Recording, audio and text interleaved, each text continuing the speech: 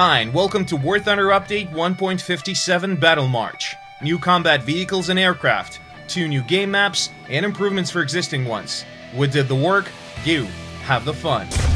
Let's begin with locations. Welcome to Frozen Pass and Volokholamsk, 2 entirely new snow-clad maps. The combat will now unfold amidst the picturesque alpine landscapes.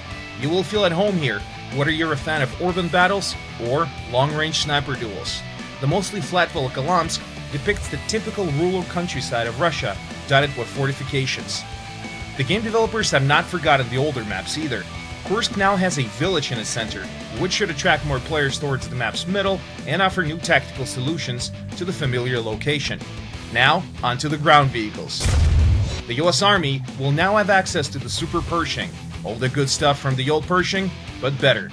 Its 90mm cannon is extremely powerful, while its additional armor plates boost its already considerable toughness to a whole new level. The Germans will now have an entirely new range of open-top tank hunters. Their calling card is extremely powerful weaponry. Let's start with Panzerjäger 1, Germany's first mass-produced self-propelled gun. The Dicker Max, just like its heavier Soviet counterpart the KV-2, was designed to demolish enemy fortifications. Dicker Max's name in English stands for Fat Max, but its 105mm gun is no laughing matter. Finally, there's the mighty Nashorn, a real professional in the tough business of destroying enemy heavy tanks. Its amazingly powerful weaponry compensates well for the Nashorn's very light armor. Need your armor tougher? The now familiar thick-skinned Tiger II is about to have a new heart of the machine, a more powerful SLA-16 diesel engine, and some extra armor created from trank links mounted all over the turret's sides.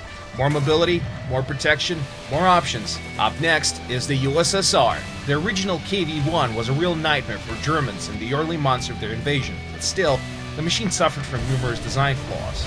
Further development resulted in the KV-1S, as for the Russian word Skорostnoy, which means fast in English. Decreased mass and a new turret were a major improvement over the original model. This as the tank for players who want their vehicle to be the jack of all trades. The T-44-100 with spaced armor and 100mm D-10T cannon, the very same gun that has proven its worth in top-tier combat with the T-54s. With all this firepower, the new T-44-100 could become one of the most popular medium tanks of the game. The Soviet SB-AAG family is also growing. Meet the 94KM, a pair of 25mm cannons mounted on a truck. Great Britain's recent additions in the Army tab are also expanding. Falcon, the top British SB-AAG with twin 30mm cannons, has been added at rank 5 and is ready to spit pounds of hot metal every second. Also at rank 5 there's now the Conway self-propelled gun, designed by the British to potentially combat the Soviet IS-3 heavy tanks. Armed with a ground-shattering 120mm L1 cannon and a decently armored rotating turret. Finally, there's the crown jewel of the British medium tank line, the Chieftain Mark III. The sloped armor of this mighty warrior will force the enemy to waste precious seconds for a better shot, as its 120mm fast-firing gun punishes the foe for this error. The new British top tank is one of the best tanks in the game, hands down. Let's take it to the skies. The US now have access to the P-61 Black Widow, a heavy twin-engine night fighter, and 2 of its modifications. This warbird is equally deadly from all sides, since even its defensive turret has 4 tightly packed Browning 50 cal machine guns and has a near-perfect 360-degree coverage of the top of the plane. The Brits have themselves a new bomber, and a floating one at that. The S-25 Sunderland is just humongous. The Sea Venom, a good old jet fighter, now enters the game with its naval modification and a 2-seat cockpit.